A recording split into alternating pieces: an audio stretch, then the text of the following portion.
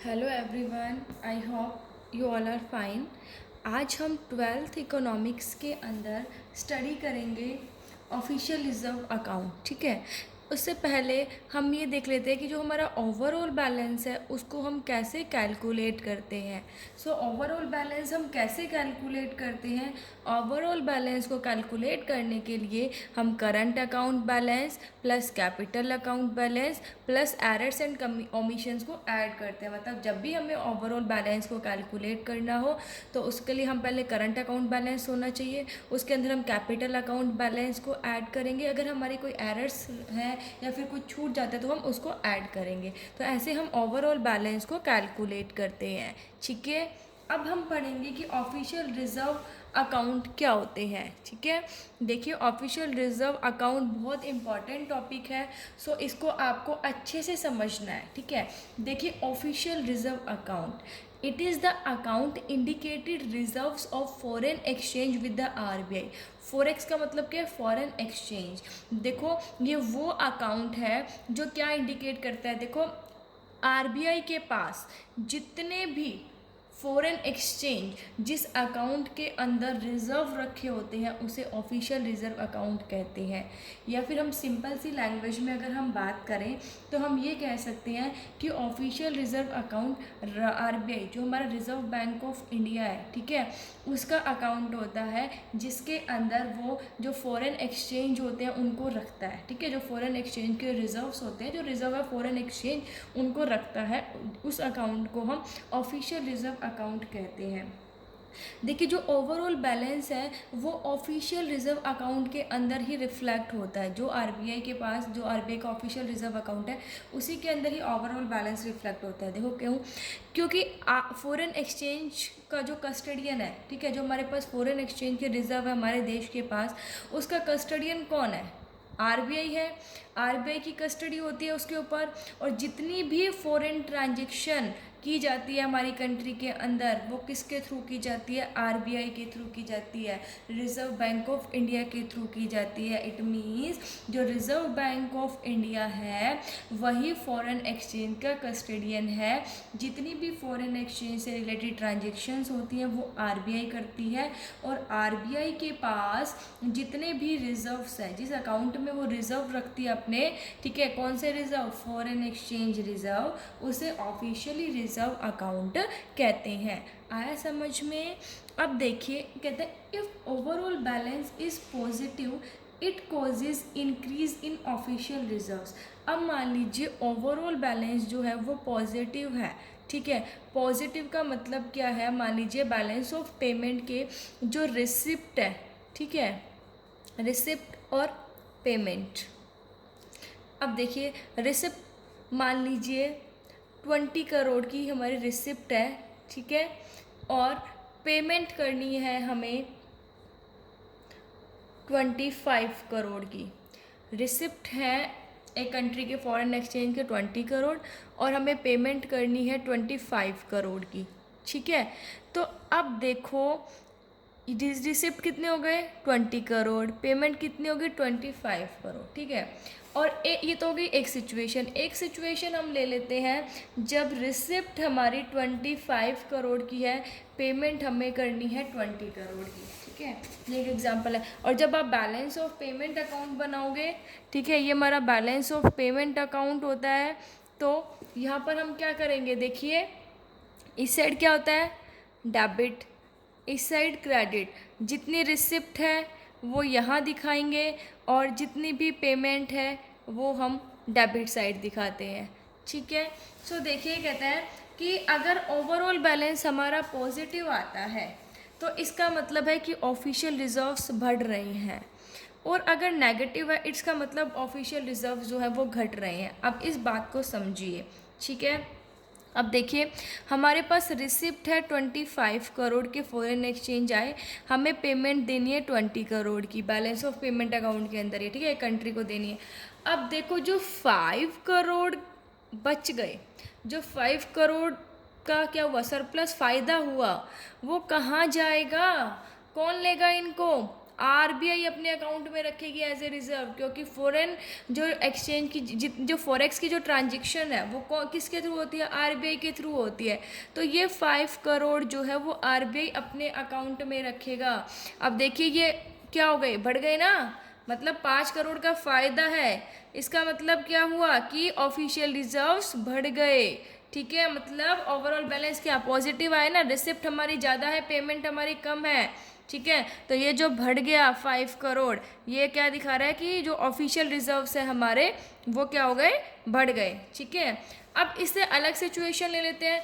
मान लीजिए रिसिप्ट जो है वो है 20 करोड़ की, पेमेंट करनी है हमें 25 करोड़।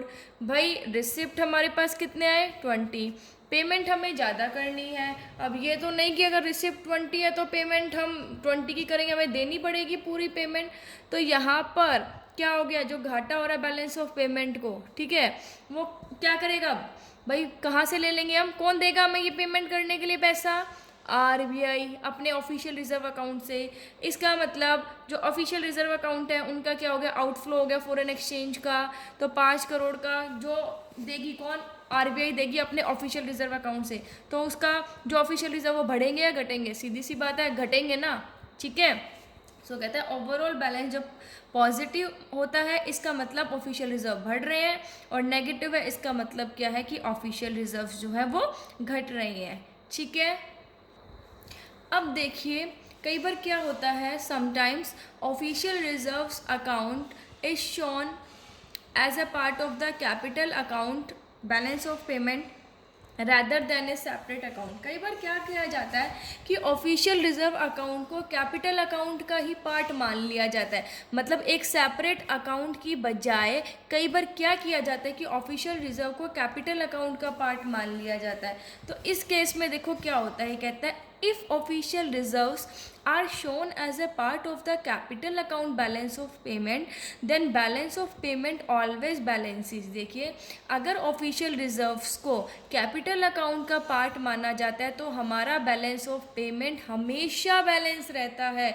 मतलब हमारा बैलेंस ऑफ पेमेंट जो है वो हमेशा बैलेंस रहेगा, debit is equal to credit, मतलब दोनों जो साइड है वो हमारी बराबर रहती है, ठीक है। हमें पता है अकाउंटिंग ट्रांजेक्शन जब हम करते हैं तो अगर लेकिन ऑफिशियल रिजर्व को कब कैपिटल अकाउंट का पार्ट माना जाएगा, जब बैलेंस रहेगी, क्योंकि बैलेंस ऑफ पेमेंट अकाउंट को बैलेंस करने के लिए हम क्या करते हैं, जो ऑफिशियल रिजर्व जो इंक्रीज इन ऑफिशियल रिजर्व है उसे तो नेगेटिव साइन से इंडिकेट करते हैं, और जो डिक्रीज इन है, डिक्रीज जो होते हैं हमारे ऑफिशियल रिजर्व उसे हम पॉजिटिव साइन से करते हैं।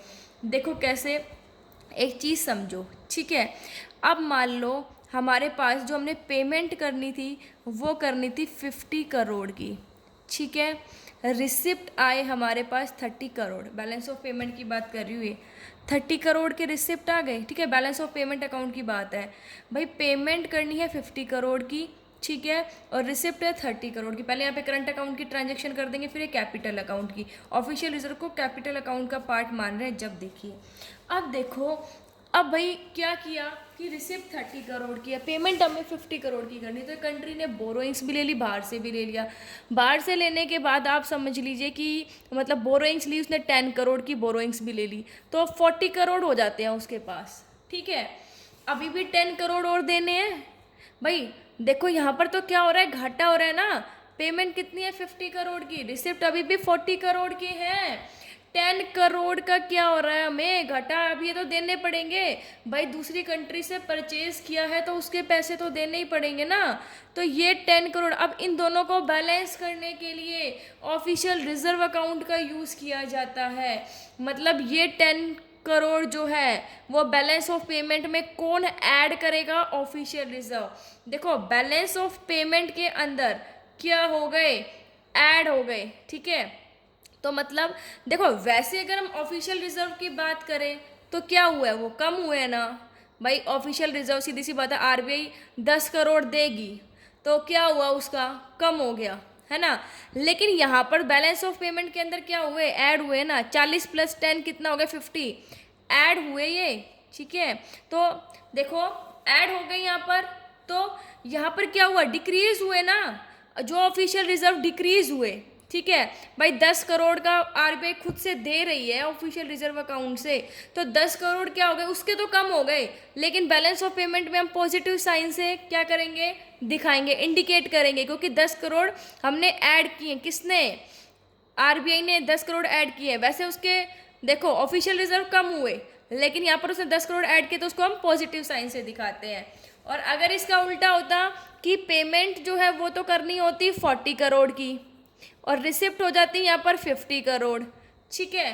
अब बैलेंस ऑफ पेमेंट देखो 10 जो है 10 करोड़ का फायदा है, बैलेंस ऑफ पेमेंट जो है हमारा सरप्लस के अंदर आ रहा है, कितना 10, लेकिन दोनों इक्वल तो नहीं है, दोनों को बैलेंस करने के लिए क्या करना पड़ेगा, जो ये 10 करोड़ है ये बैलेंस ऑफ पेमेंट्स में से निकाल लिए जाएंगे। बैलेंस ऑफ पेमेंट किसको दिए जाएंगे, 10 करोड़, आरबीआई क्या कर लेगी, अपने अकाउंट में क्या कर लेगी, रख लेगी एज ए रिजर्व। तो बैलेंस ऑफ पेमेंट तो क्या हुआ, नेगेटिव, क्योंकि यहाँ से तो गया ना पैसा, किसके अकाउंट में गया, ऑफिशियल रिजर्व, ऑफिशियल रिजर्व बढ़ गए, लेकिन बैलेंस ऑफ पेमेंट में से तो गया 10 करोड़, ठीक है, तो वो हम नेगेटिव साइन से रिफ्लेक्ट करते हैं। मतलब देखो दोनों को बैलेंस करने के लिए क्या किया, जो ऑफिशियल रिजर्व जो बढ़ रहा है, इंक्रीज है, उसको हमने नेगेटिव साइन से इंडिकेट किया, और जो घटना उसे पॉजिटिव साइन से। तो समझ में आया कि बैलेंस ऑफ पेमेंट हमेशा परफेक्ट बैलेंस कैसे दिखाता है, मतलब हमेशा जीरो दिखाएगा दोनों का बैलेंस, ठीक है।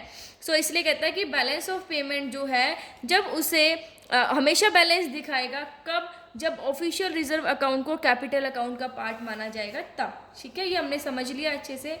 अब बात है in case official reserves are not shown as a part of capital account and presented separately.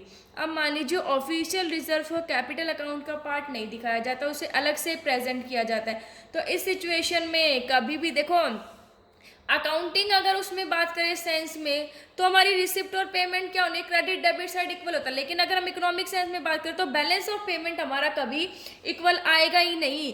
कब नहीं आएगा, जब तक ऑफिशियल रिजर्व जो है उसे कैपिटल अकाउंट का पार्ट नहीं माना जाएगा, क्योंकि इनको बैलेंस करने के लिए ऑफिशियल रिजर्व में से पैसा निकालते हैं, ठीक है, फॉरेन एक्सचेंज को, और डालते भी हैं।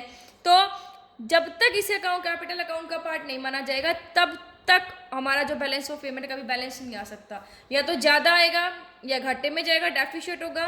तो इस सिचुएशन में करंट अकाउंट और जो कैपिटल अकाउंट है वो सरप्लस या फिर डेफिशिएंट बैलेंस जो है वो शो करेंगे।